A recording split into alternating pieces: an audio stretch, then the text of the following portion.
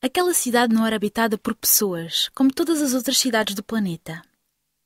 Aquela cidade era habitada por poços. Poços vivos. Mas afinal, poços. Os poços distinguiam-se entre si, não somente pelo lugar onde estavam escavados, mas também pelo parapeito, a abertura que os ligava ao exterior. Havia poços ricos e ostensivos, com parapeitos de mármore e metais preciosos. Poços humildes de tijolo e madeira, e outros mais pobres, simples buracos rasos que se abriam na terra. A comunicação entre os habitantes da cidade fazia-se de parapeito em parapeito e as notícias corriam rapidamente de ponta a ponta do povoado. Um dia chegou à cidade uma moda que certamente tinha nascido em algum pequeno povoado humano. A nova ideia assinalava que qualquer ser vivo que se prezasse deveria cuidar muito mais do interior do que do exterior. O importante não era o superficial, mas o conteúdo. E foi assim que os poços começaram a encher-se de coisas. Alguns enchiam-se de joias, moedas de ouro e pedras preciosas.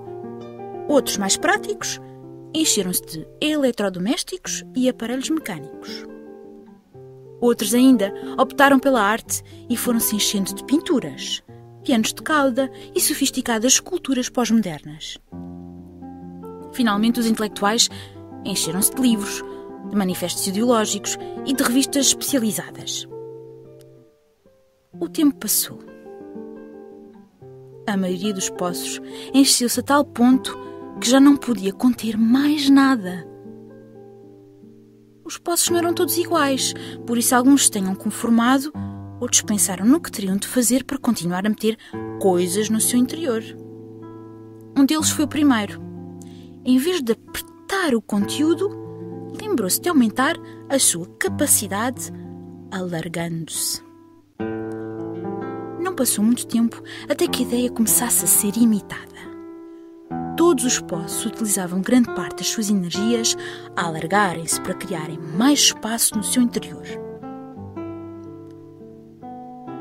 Um poço pequeno e afastado do centro da cidade começou a ver os seus colegas que se alargavam desmedidamente. Ele pensou que se continuassem a alargar-se daquela maneira, dentro em pouco confundir-se-iam os parapeitos dos vários poços e cada um perderia a sua identidade.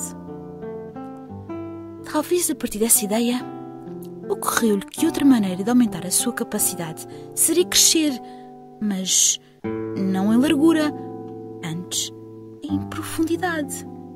Fazer-se mais fundo em vez de mais largo. Depressa se deu conta de que tudo o que tinha dentro dele lhe impedia a tarefa de se aprofundar. Se quisesse ser mais profundo, seria necessário esvaziar-se de todo o conteúdo. A princípio, teve medo do vazio, mas quando viu que não havia outra possibilidade, depressa meteu mãos à obra. Vazio de poços, o poço começou a tornar-se profundo, enquanto os outros se apoderavam das coisas das quais ele se tinha despojado. Um dia, algo surpreendeu o poço que crescia para dentro. Dentro, muito no interior e muito no fundo, ele encontrou água. Água.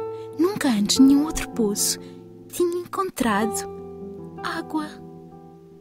O poço venceu a sua surpresa e começou a brincar com a água do fundo, umedecendo as suas paredes, salpicando o seu parapeito e, por último, atirando a água para fora.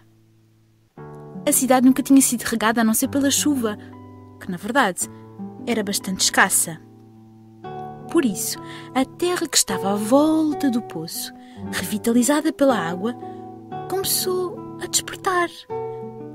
As sementes das suas entranhas brotaram em forma de erva, de trevos, de flores e de hastezinhas delicadas que depois se transformaram em árvores.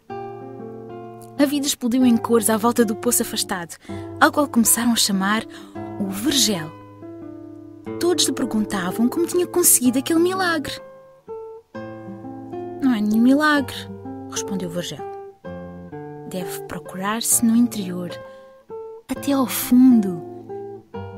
Muitos quiseram seguir o exemplo de Vergel, mas aborreceram-se da ideia quando se deram conta de que, para serem mais profundos, se tinham de esvaziar. Continuaram então a encher-se cada vez mais de coisas. No outro extremo da cidade, outro poço decidiu correr também o risco de se esvaziar. E também começou a escavar.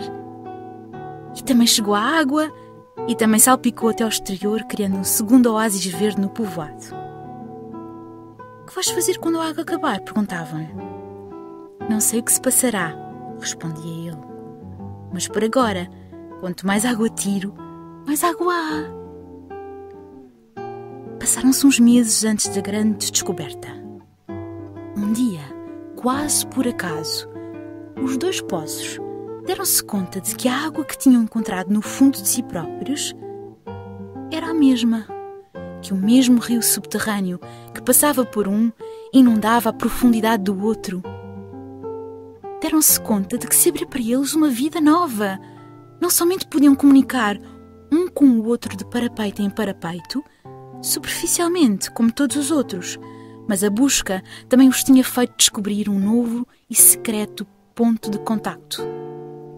Tinham descoberto a comunicação profunda que somente conseguem aqueles que têm coragem de se esvaziar de conteúdos e procurar no fundo do seu ser o que têm para dar.